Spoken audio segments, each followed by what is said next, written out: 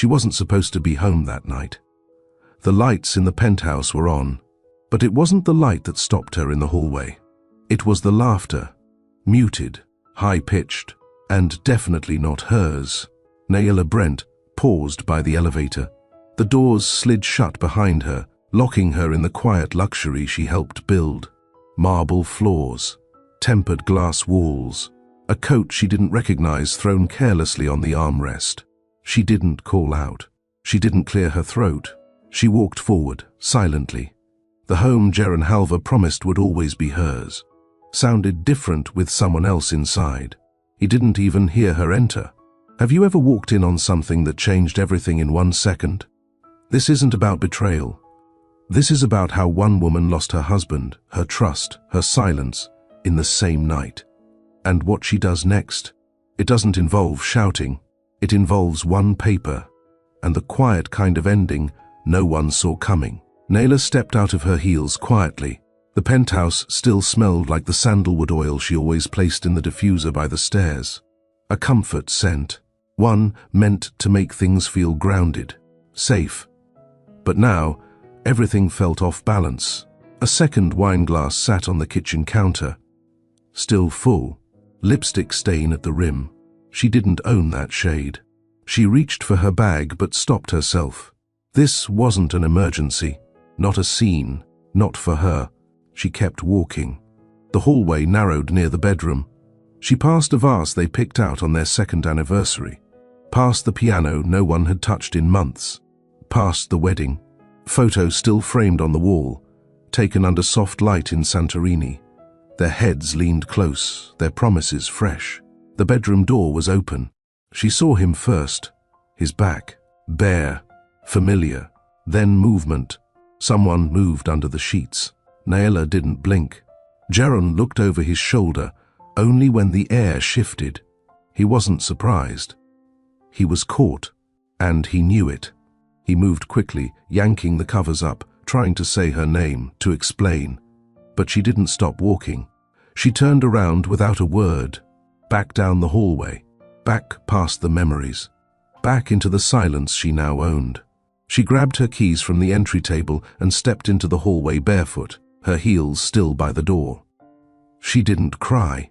She didn't break down in the elevator. She checked her phone. No missed calls. No apology text queued up. He didn't expect her to come home, and he didn't think she'd leave this quietly. But Naila had already learned something long before tonight. A woman doesn't need to scream to end something. She just needs to be sure. The driver opened the car door as she exited the building. "Back to LA, Ms. Brent?" he asked gently. She didn't answer. Not yet. She watched the city. New York's lights never slept. But hers had just gone out. She finally said, "Airport," and nothing else. The next morning, Jaron called. Voicemail, texted, delivered, not read. He emailed, still nothing. Naila didn't need space. She needed clarity, and she'd had it the second she saw the coat on her chair. Back in LA, she unlocked the safe she hadn't opened in over 2 years. It was tucked behind her bookshelf, hidden in plain sight. She removed 2 things, an old signed document in a slim leather folder and a notebook with the initials NBH, Naila Brent Halver. She placed both on her desk. She turned off her phone. She sat down. She read every clause, every amendment, especially one line highlighted in yellow 3 years ago. In the event of material breach of joint trust, each party shall have full executive power over associated assets held under co-signature until otherwise revoked. 3 years ago, Jaron had asked her to co-sign the formation of Zandrin Private Holdings, a shell company he used to move riskier assets offshore. He needed her signature because of how the structure was set up. He was still under public audit with 2 of his companies, but she had the clean profile. He said it was just for formality. She read every line anyway, and kept the original. Now it was more than formality. It was leverage. The next day she emailed one person, Jaron's offshore legal advisor, who hadn't heard from her since the deal. Subject line, regarding transfer authority. Clause 7. Activation, no emotion. no hint of why. She attached her identity confirmation and a copy of the clause she was invoking. 2 hours later, the lawyer confirmed receipt. 6 hours after that, a quiet alert was triggered in one of Geron's automated financial dashboards. A silent shift in control. Nayela didn't need a war. She needed closure, and this was her signature move. The first night back in LA, Nayela didn't sleep. She sat on her balcony in silence, legs folded under her, watching the city drift. The sky hadn't changed. The buildings still blinked with light, but everything else had. Inside the living room, her wedding ring sat on the marble counter, not flung, not discarded. Just placed there, deliberately. Geron hadn't stopped texting. Please, let me explain. It didn't mean anything. Nayela, don't do something you'll regret. She didn't reply. She already had done something. She'd stopped waiting for his permission to feel. By noon the next day, her inbox pinged. Subject, confirmation of ownership transfer. XPH Trust from Legal Officer, Leighton and Grant LLP. As of 10:36 a.m. EST, full voting rights and signature privileges over Xandrin Private Holdings have been reassigned to the registered alternate party listed under Trust Shelter, N. Brent, Sr. Nayela read it once. Then again. Her father now technically owned the company Geron used as his financial safety net, the one he'd tucked his losses under, the one he used to funnel quiet payouts, including, she now suspected, whatever arrangement was keeping the woman from that night quiet. He hadn't seen this coming, because he never thought Nayela would act. That was his first mistake. She opened her notebook and flipped to the tab labeled Records. Years of receipts, dates, unusual wire transfers. She never asked, never accused. She just kept track. She sent the full file to her father's lawyer with the subject line, to be held in trust. Do not release unless contacted directly. He replied, as always, understood. She didn't want to drag Geron through a public scandal.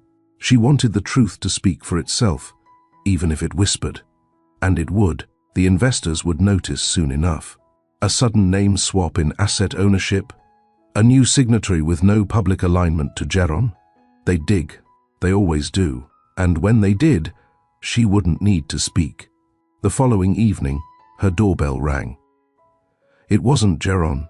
He wouldn't dare show up. Not yet. It was her neighbor, Marlise, a fashion buyer Nayela barely spoke to, always kind, always brief. She held out a container of soup and a tired smile. I don't know what's going on, but I saw your name trending on some boards and I thought maybe you didn't feel like eating. Nayela's throat tightened.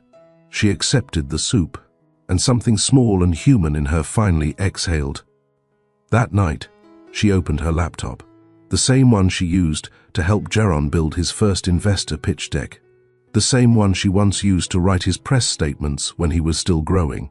She opened a new document, typed nothing, then stared at the blinking cursor. Not everything needed to be written down. Some things were just understood, like the fact that she hadn't left Geron with nothing. She left him with everything he built, minus the one thing he thought he could hide. 3 days passed. Her inbox started filling with flags from mutual business contacts. Subject lines: need clarification on asset ownership? Did something shift internally? Requesting a call recent filings. She didn't answer any of them. Let the curiosity grow. Let him squirm. Nayela had nothing to prove. She'd already signed the only thing that mattered. And she did it without raising her voice, without threatening exposure, without announcing her hurt. She let the paper speak, and it was loud enough. The quiet revenge had already begun, and Geron hadn't even seen the full fallout yet. If you've ever chosen silence over a screaming match, if you've ever walked away and let your absence do the talking, then you already know. Power isn't always loud. Sometimes it's signed. If this moment hit you hard, don't scroll past. Drop a comment if you've ever been underestimated. Like this video if you believe dignity doesn't need volume. Subscribe to Mr. Charles Stories for more quiet justice, real love, and the kind of endings you feel in your chest. 5 years before the betrayal, Naila Brent walked into the main ballroom of the Harper Tech Summit with a borrowed badge and a notepad that had her name scribbled in pencil at the bottom. She didn't belong to any company. She was freelancing between data projects and had received the badge from a friend who couldn't make it. The place was loud, not in noise but in energy. Ambition buzzed through the crowd. People talked in speeds, numbers, IPO dreams. Naila didn't care for any of it. She was there for one session, a panel titled Building Intelligence into Systems Before You Build Systems. And the second panelist in that session was a sharply dressed man named Jaron Halver. He wasn't the headliner that day, but he looked like one. Not flashy, not loud, but present. He spoke the way very few people did at those conferences, slowly, measured, letting his silences carry meaning instead of filler words. When another panelist boasted about user growth, Jaron didn't nod. He simply asked, "At what retention cost?" That's when Naila's head lifted. She approached him after the session. Most people stood back, taking selfies, waiting for business cards. She didn't. She handed him a napkin. And on it, she had written, "Your second layer risk flag in prototype 3 billions has a blind zone. Your betting users will solve a problem they won't even see." He stared at it, then at her, then folded it and placed it in his jacket pocket. "Do you consult?" he asked. "No," she said, "but I know patterns. And I know when someone's trying to fix a leak after the floor's already wet." He smiled at that. "What's your name?" "Naila." He extended a hand. "Jaron." That was how it started. Not with attraction, not with flirtation, with a flaw spotted in his thinking, and her boldness to name it. 3 months later, she received an email from him. Subject, still thinking about the blind zone. He asked if she wanted to review his latest framework over coffee. Not as a job, not as a date, just to talk. Naila said yes. They met at a quiet cafe in Venice Beach. She wore black jeans and a crew-neck sweater. He came straight from a flight and looked exhausted, but relaxed when she didn't bring a pitch deck or resume. They spent 4 hours talking about product logic, about trust in tech, about when to scale and when to sit still. And somewhere between the coffee and the second croissant, he looked at her and said, "You don't want power. That's rare." Naila looked back and said, "No, but I do want peace." And the two don't often live in the same room. A year later, they signed a marriage license at a courthouse in Santa Monica. No headlines, no photographers, just two people who decided to grow in the same direction. Their wedding dinner wasn't held in a ballroom. It was a table for 4, Naila, Jaron, her father, and his quiet assistant who doubled as a witness. They ordered pasta, no champagne. Naila didn't like the taste of celebration that came with bubbles. She liked things simple, solid, honest. Jaron admired that about her. In a world that kept asking him to prove himself, Naila asked nothing but still saw everything. That was rare. The first 2 years of their marriage were built on partnership. Naila didn't take his last name. She didn't wear a ring with a rock that turned heads.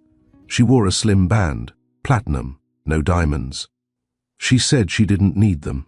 She already knew her worth. He liked that. And back then, he showed it.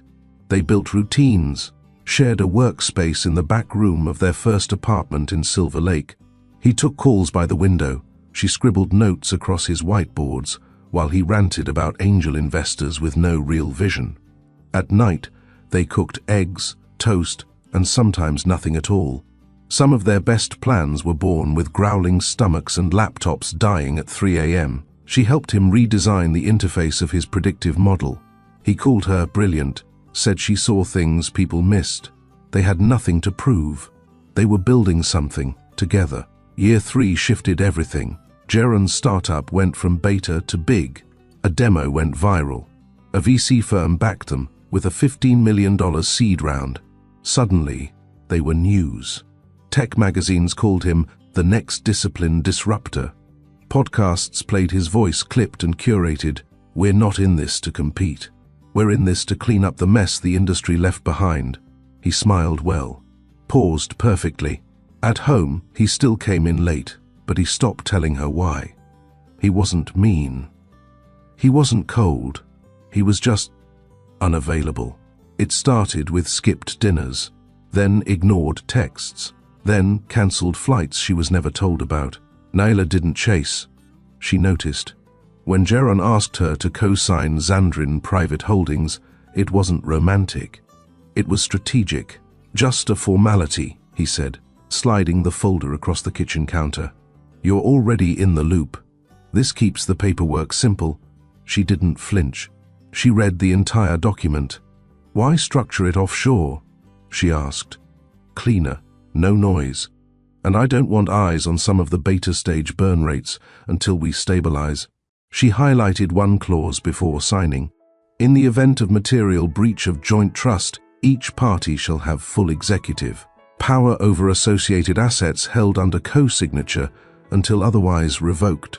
You sure you want this in? She asked, tapping it. Standard, he said, brushing it off. I'd never breach your trust. She signed it, filed a notarized copy in her safe, filed another under a quiet trust in her father's name. Not because she didn't trust Jeron, but because she trusted the numbers more. 6 months later, they attended the Northview Tech Banquet in San Francisco. Naila wore a navy dress, hair up, eyes sharp. She'd reviewed the company's second quarter trends and was ready to speak with any investor who asked about projections. No one asked her anything, because no one knew she existed. They knew Jeron. They knew his CO founder, Clay Waring. They knew the new VP of branding, Elira Kess, a younger woman, polished, poised, camera-friendly. Naila noticed how Jeron stood next to her for most of the night, how they shared glances Naila had once owned, how Elira laughed at things Jeron only used to say when he was trying to impress. Back in their hotel suite, Naila stood by the window while Jeron scrolled through congratulatory emails. You didn't introduce me to the new investors, she said softly. He didn't look up. It was chaos. I stood next to you for 20 minutes. I didn't notice. That's when it hit her. He hadn't noticed a lot of things lately. After that night, Naila started watching in silence, not out of fear, but because she knew something he didn't. The loudest thing in any betrayal is the absence that comes after. Her notebooks became detailed. Dates, transfer summaries, unusual deductions, receipts from dinners Jeron never mentioned, back-to-back payments from Zandrin Holdings to unrelated consulting firms in cities Jeron never visited. She didn't confront. She calculated. She brought it up once. Why is Zandrin paying offshore risk consultants when you're based here? Jeron blinked. It's for future licensing work. Legal said it was smart to move early. Naila nodded. But she'd already spoken to a friend in compliance. Those licenses didn't exist. She didn't argue. She wrote it down. A month before the fallout, her father called during dinner. He was visiting the Carolinas again and joked that he barely saw her anymore. You and Jeron flying to the holidays? He asked. Not this year. He has meetings in New York. There was a pause. Funny. I saw his name in a local feature here. Some charity thing in Asheville. They said he was with a guest, a younger woman. Naila's chest didn't rise. Her throat didn't close. She simply said, "Thanks for the heads up, Dad." Then, she booked a flight for 2 days earlier than Jeron expected her to return. She didn't pack loud. She didn't leave a note. She flew in, walked into the penthouse, and saw everything she needed to see. The betrayal wasn't the lipstick, or the coat, or even the fact that Jeron didn't hear her walk in. The betrayal was that he thought she was still the same woman from the cafe 5 years ago, the one who brought him quiet solutions and disappeared in the background. He forgot one thing. She saw blind spots, and this time, she didn't fix it. She documented it. The world fell in love with Jeron Halver the same week Naila stopped recognizing him. It started with a photo, snapped at a press gala in San Jose. Jeron in a charcoal gray suit, microphone in hand, laughing with effortless confidence. Behind him, a wide screen projected his company's new product, an AI model that could forecast market shifts with over 92% accuracy. The media called it revolutionary. Investors called it a gold mine. Naila watched from their living room, eyes fixed on the television screen. Jaron hadn't told her the launch was happening that day. He hadn't told her much at all lately. Their fridge was still half-stocked with almond milk and leftover rice from 2 nights ago. His mug was by the sink. She wasn't forgotten. She was just invisible. When he returned from San Jose, he tossed his bag onto the bench near the door and walked into the kitchen with a distracted smile. "It blew up," he said, rubbing his temples. "We're in talks for Series B by next month. The board's all over it." Naila didn't ask who was at the launch. She didn't ask why he never mentioned the trip. Instead, she set a plate down in front of him. "You've barely eaten." He blinked at the food, looked at her. "Thanks." He meant it, but he didn't see her. The next time she brought up the product design, he waved her off. "Elira's team is handling UX now. I think it's better if we streamline feedback. Too many cooks and all that." Naila's hands froze mid-note. He hadn't said her name in weeks. Now, she was suddenly a cook in the kitchen of her own blueprints. That night, she went to the rooftop alone. Wrapped in a blanket, legs tucked under her, she scrolled through old text threads, screenshots of UI sketches she had helped debug, feature lists they'd debated until 2 a.m., even a voice memo of Jaron whispering, "You're the quiet behind my storm." She deleted the memo. At their next investor mixer, Jaron asked her to keep a light profile. He claimed it was optics. Too many founders bringing spouses made it look like a social event. She nodded. She still showed up. Wore a slim black dress, sleek ponytail, no jewelry. She stood alone at the far wall, sipping water. She watched him from across the room, dazzling a row of venture leads. His voice, his pitch, his energy, it had matured into something magnetic. But as he laughed with them, clinked glasses, and leaned into Ira's whisper, Naila realized he wasn't her husband anymore. He was a character in a performance she didn't audition for. A few days later, she placed his dry cleaning in the closet and found a photo on the dresser. Printed, physical, folded. It was from a conference in DC, Jaron and Elira, their bodies not touching, but leaning close. Casual, but not unfamiliar. There was something in his eyes, a version of himself Naila hadn't seen in months. She didn't confront him. She slipped the photo into the back of her notebook, labeled it Optics, page 14. That weekend, she sat at her home desk, reviewing quarterly numbers for Xandrin Holdings. The expenses made no sense. An unregistered consultant fee, a New York hotel tab twice in 1 week. She knew he hadn't been in New York. Or maybe he had, just not alone. She didn't cry. She updated her spreadsheet, created a new tab titled Inconsistencies, attached matching receipts, and closed the file without flinching. Naila had learned one thing very clearly. Truth doesn't beg. It waits. And when it speaks, it doesn't stutter. By mid-spring, Jaron was named to the Forbes 30 Under 30 list. Naila found out on Instagram. Not from him, not from an email, not even a press alert. A tagged post. The caption read, "The future is now." Jaron Halver just changed the game. The photo, him standing next to a digital billboard in Soho, his face towering above yellow taxis, grinning, confident, alone. Naila double-tapped it, paused, then unliked it. Jaron walked into the house that evening, humming a song Naila didn't recognize. "I saw the post," she said, keeping her voice calm. He smirked. "Kind of wild, right? I didn't even know they were considering me.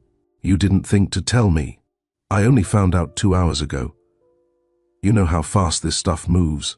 She nodded, but she knew that wasn't the truth. Jaron had changed his language. She used to be the first one he told. Now he acted like she was lucky to catch up. She spent that weekend clearing out the second office room they used to share. She removed her folders, moved her monitor to the guest room, and left the space to him. Jaron noticed but didn't say anything. He assumed it was temporary. It wasn't. On Sunday morning, she sat across from him at breakfast. He was typing between bites, reading reports out loud to no one in particular. Clay says we should go all in on predictive integrations by fourth quarter. That could bring the valuation up another 20 mil. She stirred her tea. Does Clay know about Zandrin's back-end risks? Jaron paused. What do you mean? I've been reviewing the documents. Burn rate's too high for quiet scaling. If someone audits you, those redirections won't survive long. He leaned back, eyebrows raised. You're still reviewing Zandrin? Naila didn't answer. He chuckled, slow and bitter. I thought we agreed you'd stay out of that side. No, you assumed I would. He studied her. Is this about that panel thing, or the gala? Come on, Naila. This isn't about your events. It's about your patterns. He got up and walked out. No argument, no apology, just avoidance. Another thing Naila added to her log. The next day, Jaron booked a one-way trip to New York. Said it was for emergency investor meetings. He didn't kiss her goodbye. He didn't tell her how long he'd be gone. Naila didn't ask. She opened her notebook, turned to the new page she had started. Jaron, Q, 2 movements. Under it, she listed 3 unscheduled flights, 2 new female consultants filed through. Zandrin, 1 internal comm leak from a former junior partner. None of it was proof, but all of it was signal. When her father called 2 days later, his voice was casual, but his words weren't. You didn't tell me Jaron was in Asheville this week. Naila blinked. He said he was in New York. Well, unless he has a twin, he's been sitting at Lyle's cafe all week. With the same young woman. They said she's his creative lead. Looked real cozy. Your name came up in the paper, said he's visiting family. Naila said nothing for a moment. Then, thanks, Dad. I'm fine. That night, Naila packed a single carry-on, black turtleneck, jeans, coat. She didn't need anything loud. She booked a flight to New York, not because she believed Jaron was there, but because she needed to walk through their penthouse one last time and confirm the answer her instincts already knew. The doorman smiled at her when she arrived. Evening, Mrs. Halver. She nodded. Mr. Halver in? He hesitated. He flew in this morning, left again, said he'd be gone for the night. Perfect. She entered the elevator. It was quiet. She closed her eyes.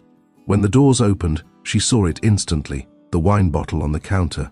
2 glasses, lipstick at the rim, coat on the armrest, silk lining, not hers. She walked past it, walked down the hallway, past their framed Santorini photo, past their kitchen, to the bedroom door, open, hushed voices, laughter, and then silence. Naila stepped in without a word. The woman gasped, pulled the blanket tighter. Jaron froze, eyes wide, mouth parting with 1,000 things he wanted to say, none of which would have mattered. Naila didn't flinch. She looked at him, then at the other woman, then turned and walked out. Not one word spoken. She didn't need an answer anymore. She had seen enough to start the ending. The jet lag hadn't even settled when her phone rang again. Naila sat by the window of the hotel in Midtown, her coat still on, the city's lights bleeding into the glass. She'd barely spoken since she left the penthouse. The silence hadn't been out of shock. It was preservation. Her father's name flashed across the screen. She answered on the first ring. Hey, you all right? She paused.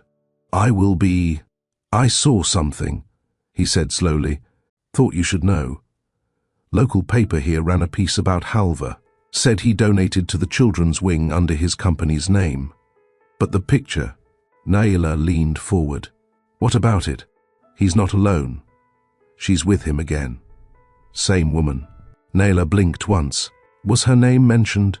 No, but they printed the photo, holding hands in front of the plaque. Real public. She didn't react. Her father lowered his voice. You still staying quiet? Yes, Naila. I'm not going to speak, Dad. That's what he wants. A fight to flip the spotlight. You always were patient, he said, voice softer now. But patience doesn't mean you have to bleed quietly. She looked out the window. I'm not bleeding. I'm recording. She ended the call, then opened her email. There were 6 unread messages from Jeron, all time-stamped between midnight and 6 a.m. "We need to talk. You showing up like that wasn't fair. I never meant for you to see it that way. Naila, please, don't do anything stupid. I'll fix it." She archived every one of them. No response, no return. She ordered black coffee, sat in silence, opened her folder, and reviewed the papers again. It had been 3 years since she co-signed the founding documents of Zandrin Private Holdings. Jeron wanted her signature to mask exposure. She gave it, but only under one condition. A clause. One clause. That if trust was materially breached, she had equal power over redirection and transfer of assets held under their joint agreement. He signed it. He never thought she'd use it. He forgot who taught him to spot flaws before they turned into lawsuits. Naila didn't panic. She scheduled a secure legal call, not with a divorce attorney, with a corporate transfer specialist. She uploaded the document, attached ID verification, and waited. 3 hours later, the confirmation came in. "Your request for pre-review has been approved. Signature authority confirmed. Prepared for execution." The legal assistant asked one question in a follow-up. "Do you want your name listed as the new holder of record?" Naila paused, then typed, "No." Use the trust. The trust had been dormant since the year she married. It was filed under her father's name, with a silent third-party address in North Carolina. Clean, quiet, untouchable. She hadn't touched it in years. Now, it would become the legal gate between Jeron's offshore money and his entire future. She didn't transfer the money. She didn't freeze the account. She didn't threaten anything. She simply changed the name on record, which, in corporate terms, meant everything. The next morning, Jeron's private dashboard pinged. Ownership flag, permission restriction, name mismatch. He didn't call. He didn't text. He booked a flight. Naila saw the alert on her old tablet, still connected to their shared finance monitor. He was heading back to LA. She didn't plan to be there. Instead, she took a train to DC. She had an old mentor there, a securities advisor who owed her a favor. They sat over lunch at a small outdoor cafe, her documents in a slim leather folder between them. He read in silence. When he finished, he looked at her. "You understand what you've done?" She nodded. "You've not just taken leverage, you've made him reportable." Naila leaned back. "Let him clean it up. I'm not interested in torching anything." Her mentor gave a slow smile. "You didn't torch him. You signed the back door shut." Jeron landed back in LA the following night. Naila wasn't there. The apartment looked the same, but it didn't feel the same. Something had shifted. The room felt watched, not by cameras, by consequences. He opened his laptop, logged into the offshore dashboard. The red bar at the top blinked.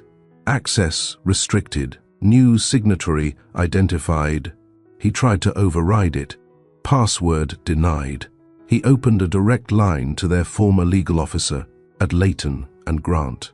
The call was brief. "Jeron, she's within her rights. You signed it. If you want this reversed, she has to agree. She won't.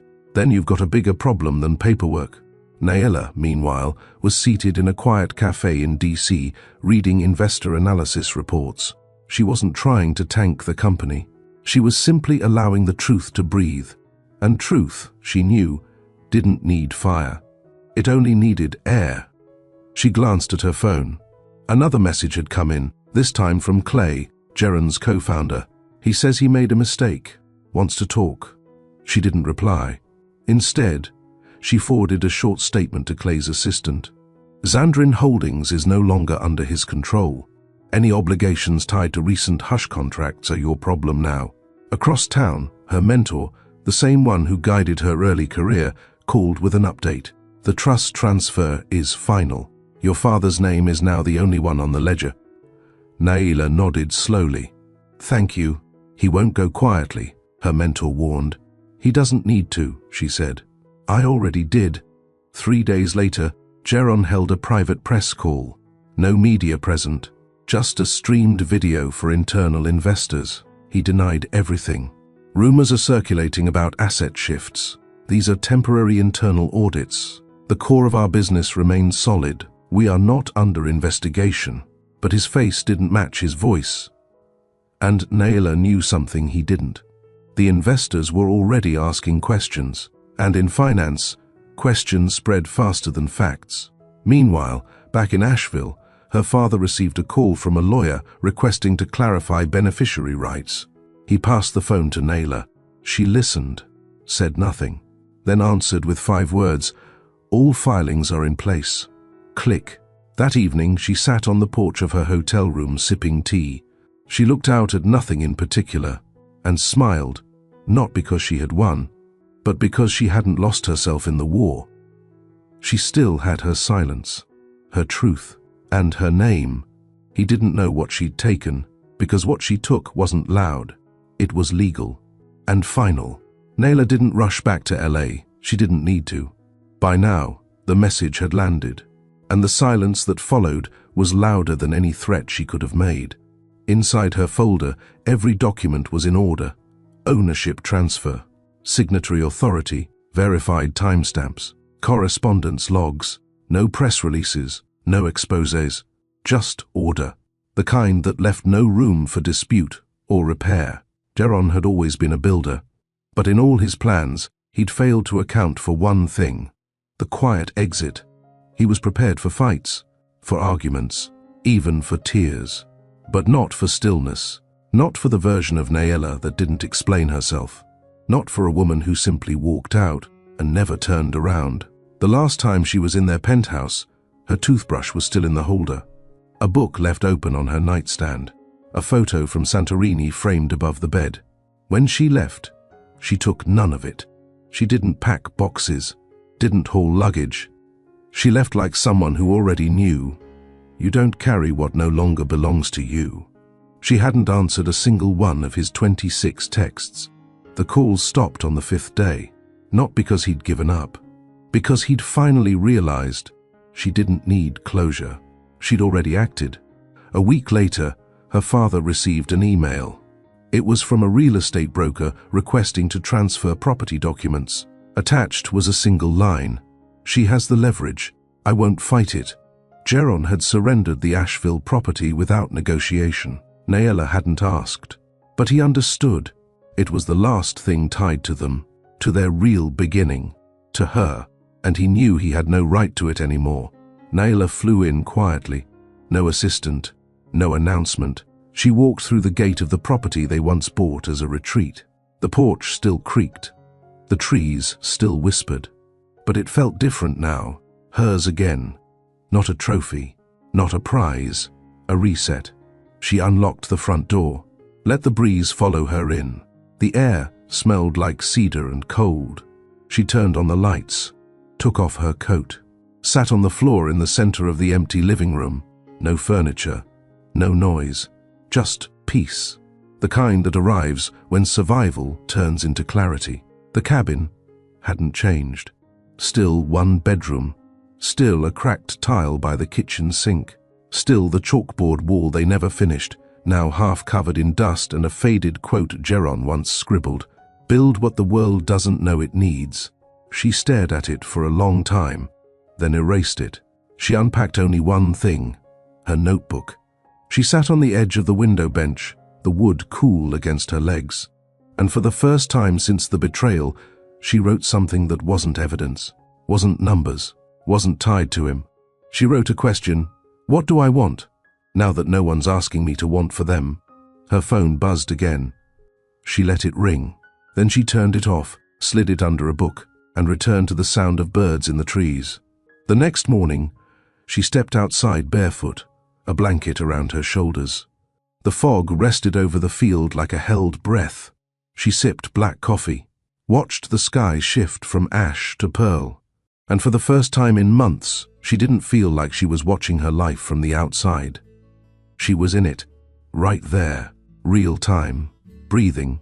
That afternoon, she visited a local hardware store and bought paint, cream white, muted sage, and a gallon of matte charcoal. She came home, put on one of Jeron's old button-downs, tied her hair back, and began painting the walls in silence. She covered the chalkboard first, then the room where they'd once planned to build a second office. She painted over every corner that had once held his voice. Geron texted one last time. "If this is really over, I need to hear you say it." Nayla didn't respond. She stared at the message for exactly 10 seconds, then deleted the entire thread. He would have to live in the silence he created. The same silence she had survived inside, every time he'd made her feel optional. That night, she lit a single candle in the window, not as a symbol, as a habit, a small light for herself. She placed her tea on the counter, opened her laptop. She didn't open the finance logs. She opened a blank document. Title, Day 1. She wrote, "He thought I needed his name to matter, but it was mine that ended him." Then she closed it, saved it, and smiled. 3 weeks passed before Geron stopped trying to reach her. There were no more emails, no calls to her father, no mutual contacts circling back with soft messages like, "He's not the same. He's breaking. He regrets it." Nayla didn't care who he was now. She knew exactly who he had been when it mattered, when she needed him to choose right, and he didn't. She spent those weeks in motion, fixing creaky cabinets, refinishing the back door, replacing the glass knob in the bathroom she'd always hated. She ate when she was hungry, slept when she felt still, spoke only when she had something worth saying, which wasn't often. There was something holy in that, living without permission. One morning, the legal team sent her the final confirmation. Full compliance confirmed, control retained, existing documents legally recognized, transfer irreversible without your signature. She read it in full, then forwarded it to a clean email address, then deleted it from her inbox. It was done. She had no plans to destroy Geron, but she had successfully removed herself from his shadow, and that was enough. In the evenings, she took long walks into the wooded trails behind the property. She brought no phone, only a pen and a folded sheet of paper. On it, she wrote a sentence each night. Not about him, about her. "I like the smell of wood stain. I laugh when I'm barefoot and the floor's cold. I miss my mother most when I get things right. I still believe in love, but not the kind that begs." Her father visited midweek. He brought groceries, a new lantern, and that familiar look that said he didn't know what to say, but came anyway. "You look lighter," he said, while unpacking apples. "I put it down," she replied. "What?" "The version of me that stayed longer than she should have." He stopped, looked at her, then pulled out a chair. "Good. Because the version I see now, that one looks like my daughter." Later that night, they sat on the porch in silence. He drank from a chipped mug. She held her tea with both hands. "I still don't regret marrying him," she said suddenly. Her father nodded slowly. "You don't have to. I learned from it. I learned from me." He leaned back. "And what exactly did you learn?" Nayla didn't hesitate. That being the calm one doesn't mean you owe people your silence, and walking away doesn't make you weak. It makes you free. If you've ever walked out of a room with no explanation, because you knew you didn't owe one, this story was written for you.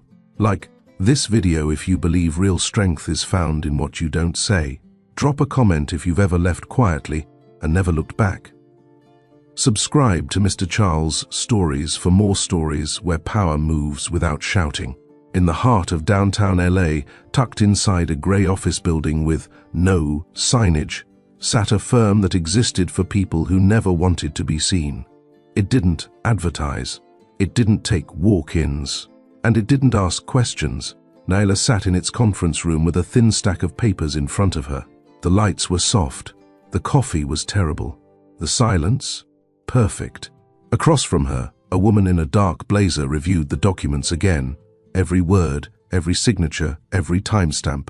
"You understand," the woman said. "Once this is finalized, it sets off a chain reaction."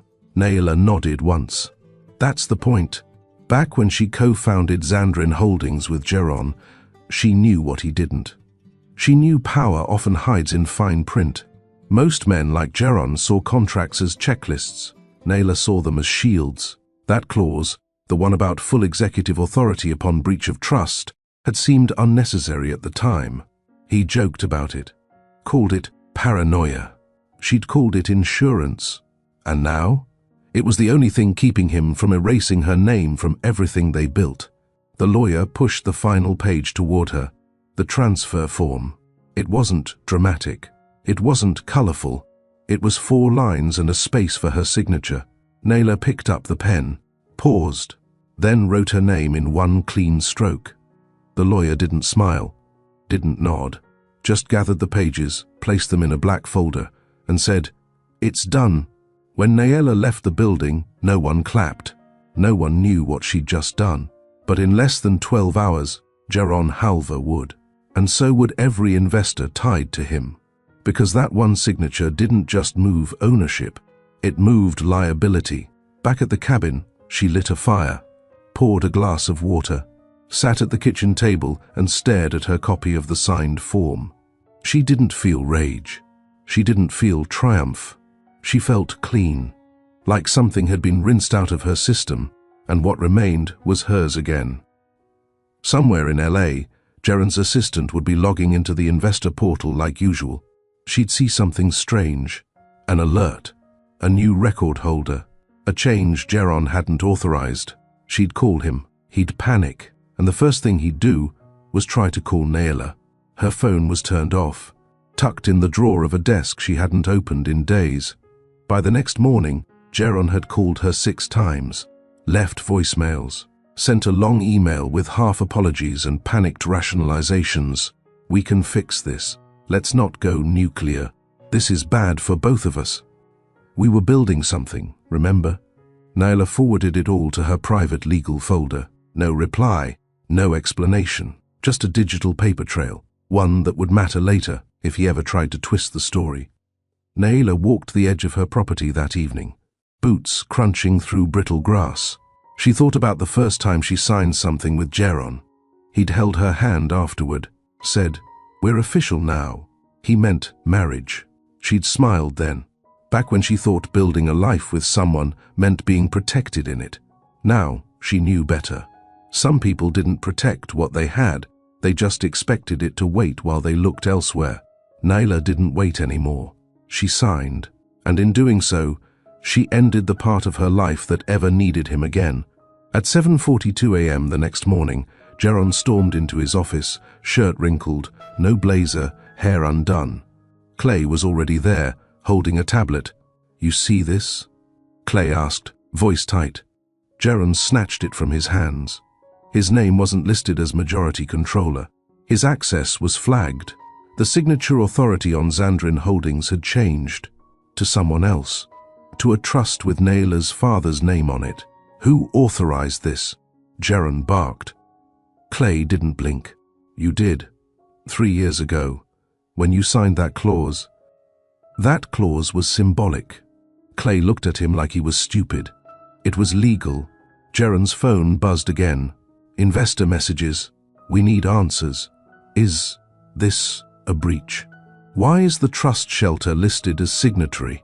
He opened his laptop, tried to override. Access denied. He called the offshore counsel. Voicemail. He called Naylor. Straight to voicemail. He called her father. That one rang, but no one answered. He sent a final text. "What do you want?" It stayed unread.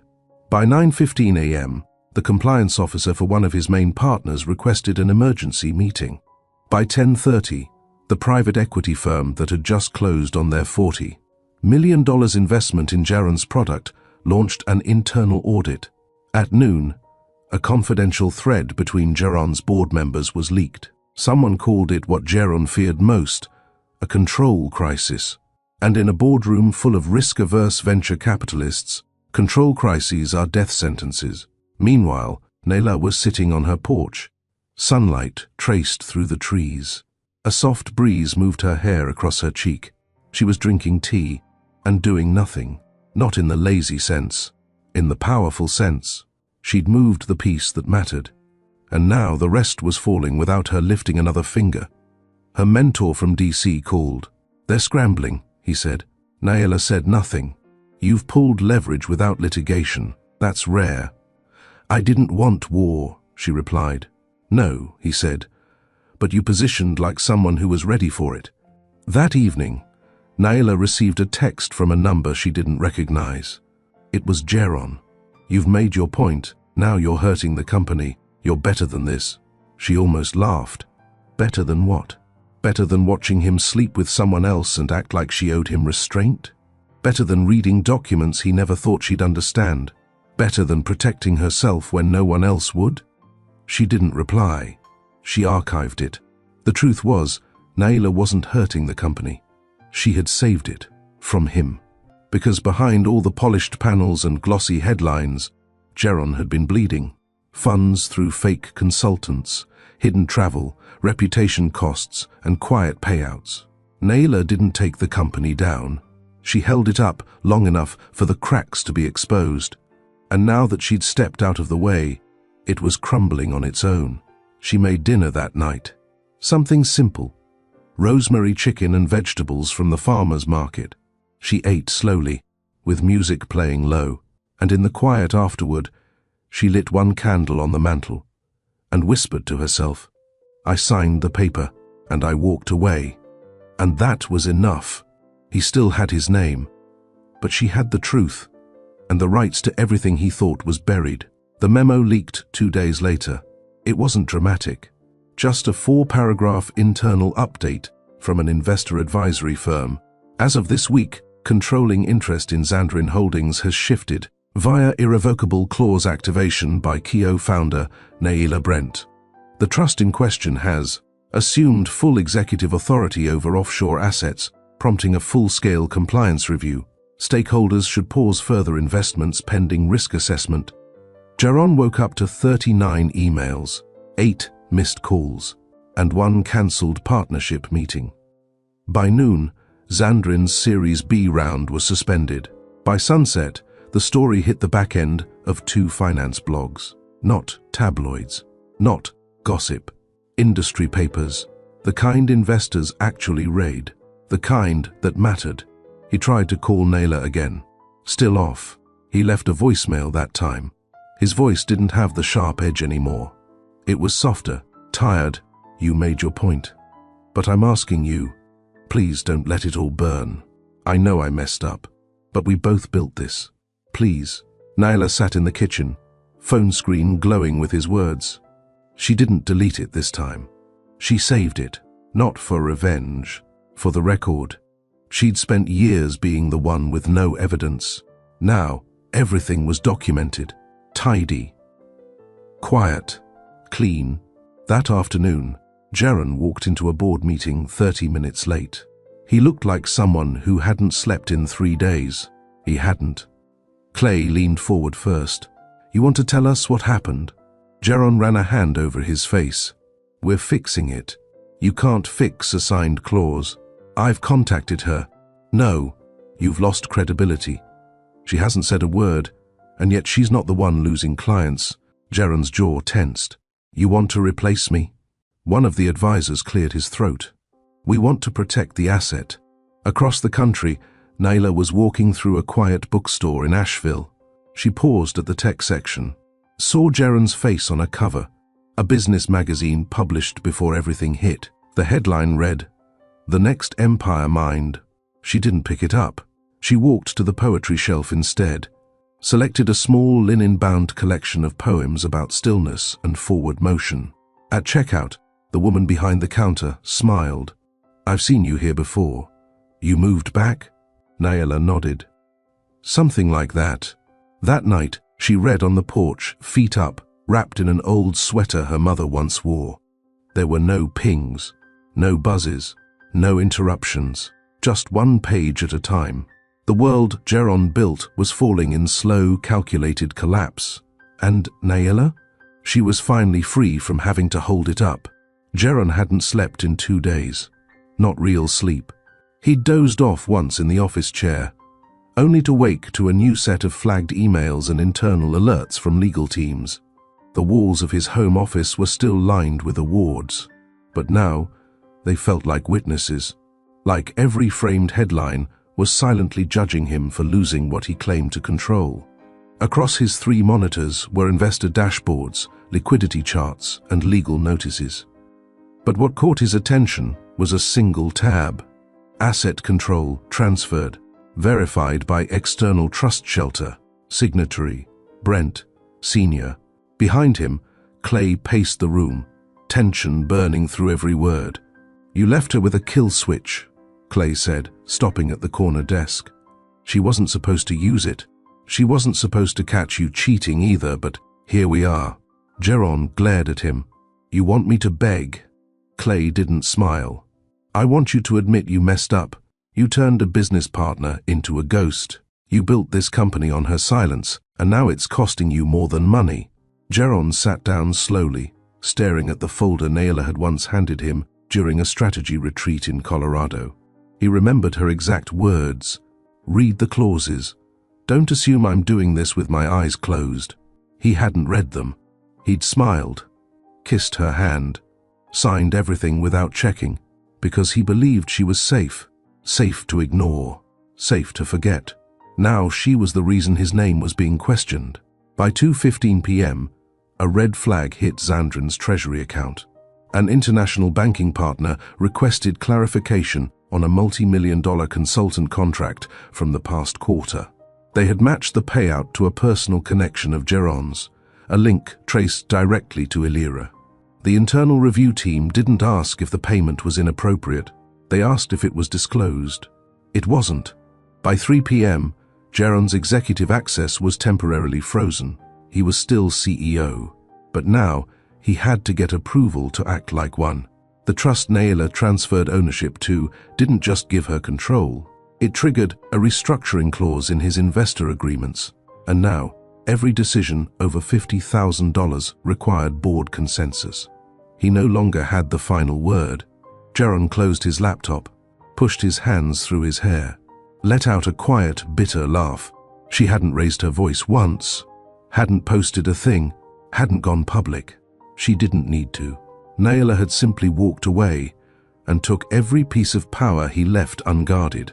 Back in Asheville, Naylor was repotting a small fern she'd bought from a roadside stand. It was nothing fancy, just green, growing, alive. The woman who sold it had said, "It's slow, but it holds on. Just give it space." That stuck with her. She placed the fern on her kitchen windowsill, washed her hands, and opened the mailbox. A thick envelope waited, sealed and pressed with a clean stamp from her legal counsel. She sat at the table and opened it. Inside, confirmation of trust, transfer notification of investor audit summary of Geron's public standing.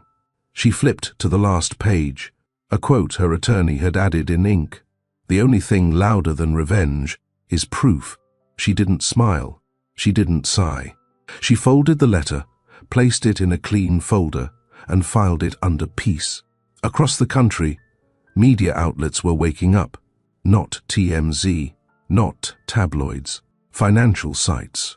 One article began to circulate through private investor Slack channels and executive boards. The Fall of Halva, How One Signature Rewrote the Future of Zandrin.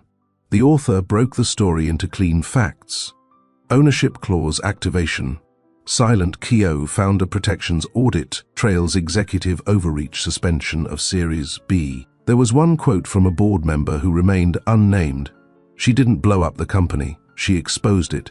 And another, "He never expected the quiet one to act." Geron sat alone in his kitchen with the article open. He read every word. He stared at the sentence. She declined to comment. She didn't fight, didn't explain, didn't defend. That was her statement, and it said everything. At 6 p.m., Naylor's father arrived at the cabin.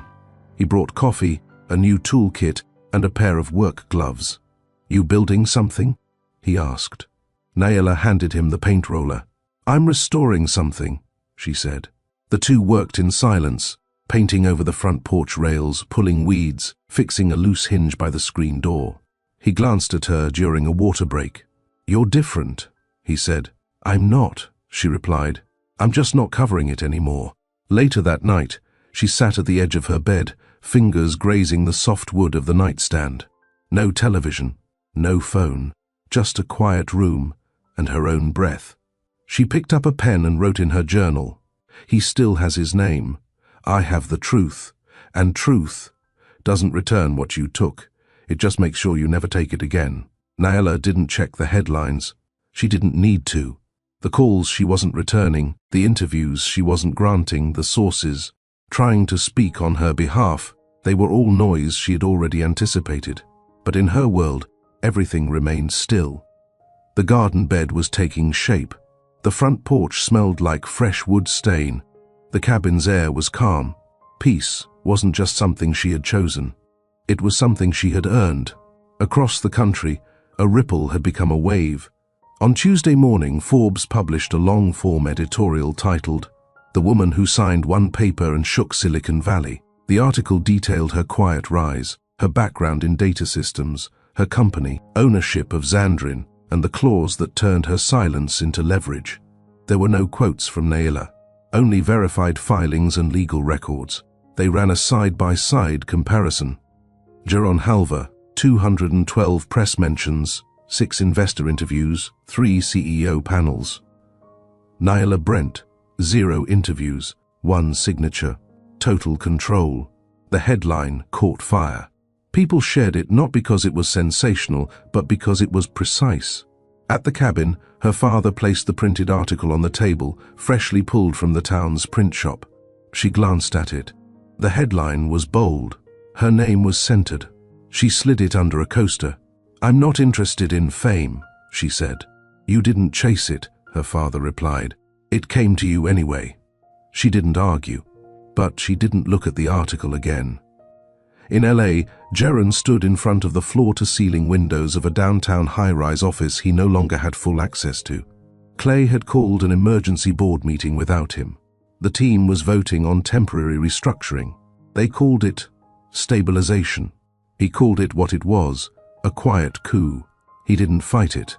What was there to fight? The damage was done. He tried to text Naila again. "I'm sorry. I really am. I wish I had been better." No delivery. He tried her father. No answer. The silence, once strategic, had now become permanent, and that terrified him more than any headline. Meanwhile, Naila's inbox was full of requests. Tech, podcasts, women in business panels, empowerment conferences, TV interviews, corporate sponsorships. She ignored them all. She wasn't interested in turning her quiet decision into a brand. She had no interest in becoming a face for strength. She already lived it, but one email made her pause. Subject, STEM Girls, invitation to collaborate. It was a program she remembered seeing years ago, teaching young girls how to code, solve systems problems, and understand analytics in underserved regions. The email wasn't commercial. It was thoughtful. They asked if she'd consider building something small, a curriculum, a visit, even mentorship. Naila reread the email twice, then clicked reply. "Let's schedule a call. Quiet change matters, Naila." Later that afternoon, she walked the edge of the woods with her journal tucked in her back pocket. She wrote while leaning against an oak tree. "I never asked to be remembered. I only wanted to walk away with my peace. But if my silence became someone else's permission to act, then maybe that's enough." She sat there until the wind got colder. Then, she walked back to the cabin. No rush, no fear. Just a woman who had once been underestimated and now, quietly, became the one the world couldn't ignore. Naila didn't want to speak on panels. She didn't want to walk red carpets or sit across glossy tables for interviews that wanted drama more than depth. But she did want to build. That had always been in her, even before Jaron, even before all the silence turned into headlines. She wanted to build something she could walk into without needing permission. Something that didn't ask her to shrink. Something that didn't require an apology for taking up space. So, when the call came through from STEM Girls, she answered. It wasn't a press call. It was real. A woman named Yvonne spoke to her directly. "We don't need a face. We need a hand," she said. Naila leaned back in her chair. "What kind of hand?" The kind that remembers how it felt to know more than people thought you did.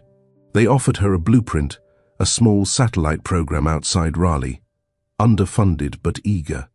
A cluster of 22 girls, ages 12 to 16, some of them already coding. They had laptops held together with tape, and one teacher who hadn't had a curriculum update in 4 years. Naila asked for the full budget, read every line, rebuilt the plan in 2 nights, sent it back. The reply came the next day. This is the first time we've ever received a working solution, not a quote. Naila packed her bag.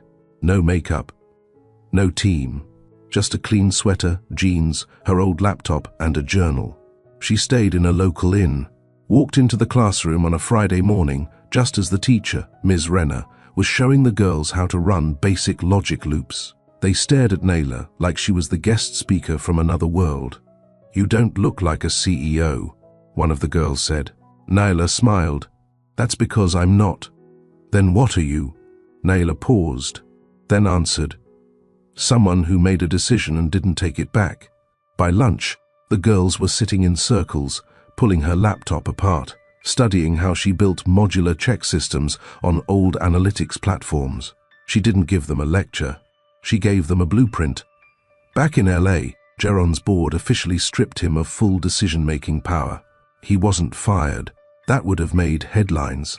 Instead, they reshaped his title, Strategic Advisor to Product Innovation. It was a polite way of saying, stay visible, stay quiet. His publicist quit. His assistant stopped replying. The last post on his company page was a recycled video from 6 weeks earlier. The engagement dropped. So did his presence. Naila didn't post anything, but one of the girls at the STEM program did. A photo of Naila sitting cross-legged on the floor with 3 girls, all pointing at lines of code on a cracked laptop screen. The caption read, "She said we don't have to be loud to matter." It wasn't shared by millions, but it landed where it needed to. That night, Naila walked to the small lake behind the center. It was quiet. Still, she sat on the dock and thought about every moment she could have snapped, screamed, posted, exposed, but she didn't. Because her power had never lived in performance. It had lived in her knowing and acting when the time was right. She pulled out her journal and wrote, "I didn't destroy him. I just ended my silence." And the world rearranged itself around that. She didn't ask to be seen, but now that she had acted, she couldn't be unseen. Naila returned to Asheville on a Sunday evening. The sky was silvered with dusk, and the trees around her cabin stood tall, quiet and indifferent to everything the world had said about her name.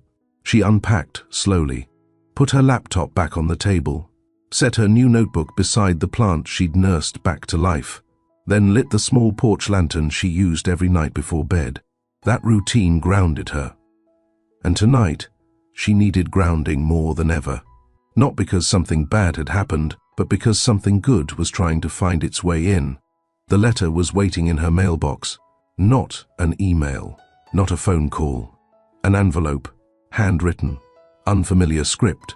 She turned it over. No return address. Inside was a single sheet of paper. "I saw the story. I saw you. And I remembered the woman who once beat me at logic class without ever raising her voice. If you're still good with coffee on quiet porches, I'm passing through Asheville this week. If not, no harm done. Kaylin."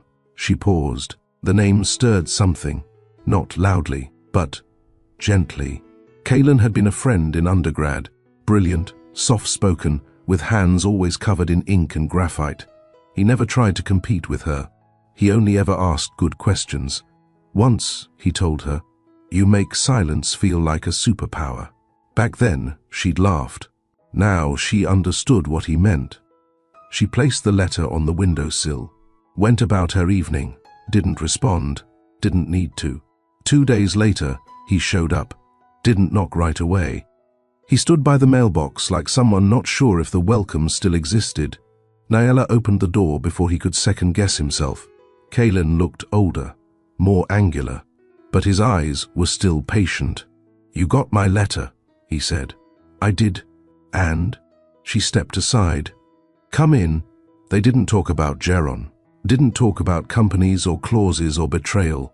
They sat at the kitchen table and drank tea, talked about books, about the broken hiking trail that still hadn't been fixed, about nothing and everything. And for the first time in months, Nayela let someone sit across from her who didn't need answers. She learned he taught now, high school robotics, part-time. He showed her a video of a student group project that collapsed mid-demo. They both laughed. He didn't ask why she disappeared. He didn't ask about Forbes. He only asked one thing, gently. "Are you happy?" Nayela didn't answer at first. Then she said, "I'm healing." And I didn't think that would feel like enough. But it does. They didn't hug goodbye. He simply tapped the edge of the table and said, "Let me know if you ever want a second round of tea." She nodded, and he left. No weight, no pressure, just presence. That night, Nayela stood at her porch again, lantern glowing at her side, journal in hand. She wrote, "Not all men take from you. Some bring you space to sit inside your own skin again." Kalen didn't text the next day, or the day after. He gave her what Jaron never did, time to choose without being chased. Nayela didn't rush to fill the silence. She lived inside it. She cleaned the back porch, fixed the drawer that always stuck, planted seeds in the garden bed out front. The mornings were slow, the nights were still, and somewhere in the middle of that quiet, she realized she missed company, but not noise. She missed honesty, steadiness, the kind of energy that didn't take, didn't demand, didn't compete. On Thursday, she saw him again. At the local grocery store. He was in line ahead of her, buying trail mix and batteries. He turned, smiled, waited. She stepped up behind him, held her tea and oranges and said, "You forgot the good trail mix." He grinned. "They were out, or you bought it all." "I only took one." He handed her the bag in his hand. "Then take the last one too." She laughed, not politely, honestly. It had been a while. They walked out together, not planned, not heavy. They stood by her car. He leaned against the bumper, not too close. "You ever think about teaching?" he asked. "Teaching what?" "How to build without burning." She tilted her head. "People don't want to be taught that." "Maybe not," he said. "But they notice when it's done." She didn't answer that. She handed him half her trail mix. He took it without question. And that was the second time she let him take something from her, without flinching. That evening, she invited him over, no plan, just tea and a chair by the porch. They sat under the same string lights she'd never gotten around to taking down. He brought nothing, asked nothing, but he noticed everything. The new paint on the porch, the fern in the window, the way she never sat with her back to the door. "You always this quiet?" he asked. "Only when I'm safe," she replied. He stayed until the stars thickened, then stood. "Permission to come back?" "Don't ask for it," she said softly. "Just come steady." He nodded and left. Nayela walked inside. No fear, no second guessing. Just the soft return of something she thought she'd lost. Trust. That night, in her journal she wrote, "Some people enter to test what you'll tolerate. Others arrive to remind you what you never deserved to carry." He brought nothing, but I felt seen.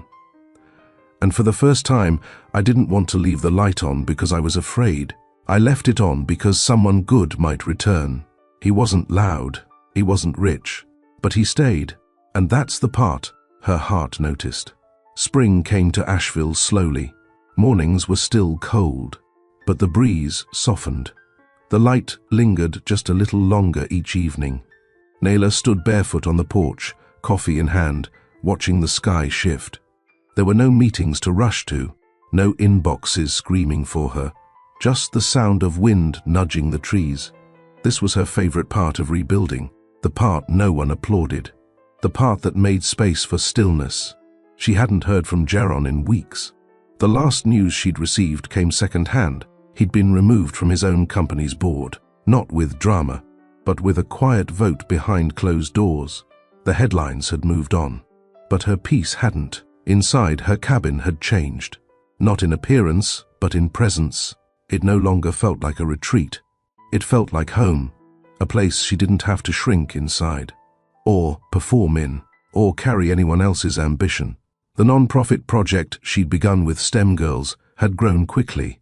What started as one school had turned into 3, and now, a donor wanted to fund a dedicated learning center under her name. The woman on the call said, "We could brand it the Brent Center for Future Systems." Naila paused, then replied, "No, name it something they can grow into. Call it the next line.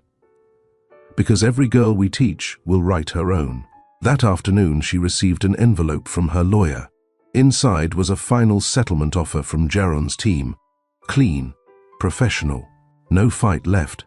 They offered to remove his name from all shared assets in exchange for mutual silence.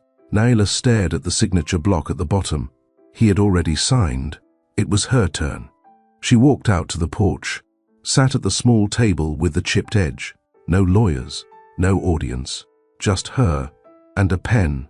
She signed, slowly, clearly, without hesitation. And in that moment, it didn't feel like revenge. It felt like release. Naila folded the signed page and slid it back into the envelope. She didn't feel lighter. She didn't feel heavier. She felt finished. Later that evening, Kalen returned. He didn't call ahead. He knocked once, then stood back, hands in his pockets. She opened the door. "You hungry?" he asked. She stepped aside. "You bringing food, or just that line?" "I brought both." They sat at the small table, eating from paper containers, the air filled with soft jazz and the smell of garlic. After dinner, she told him, "I signed the last one today." He didn't ask what it meant. He just looked at her and said, "And?" She nodded. "And I'm not holding anything anymore." He raised his glass. To that, they sat on the porch under the stars, knees touching just slightly, and said nothing for a long while. Naila reached for her journal. He watched as she scribbled something on a new page, then handed it to him. He read it. "I don't want to be the woman who was betrayed. I want to be the one who taught other women how to rebuild without asking for permission." He lowered the journal slowly, met her gaze. "Then you already are." They sat there until the fire went out, until the tea cooled, until peace became a habit, not a condition. And when he kissed her, it wasn't to make a claim. It was to share the quiet. If you stayed until now, if you felt the silence more than the speeches, if you've ever rebuilt something you didn't break, then this was your story too. Naila didn't burn it all down. She didn't scream. She didn't perform. She signed one paper, and everything changed. Comment below if you've ever walked away, not because you were weak, but because you were ready to be free. Like this video if you believe peace is a power move. Subscribe to Mr. Charles Stories for more narratives where truth moves quietly and wins anyway. She didn't destroy him. She just signed her name and finally remembered her own.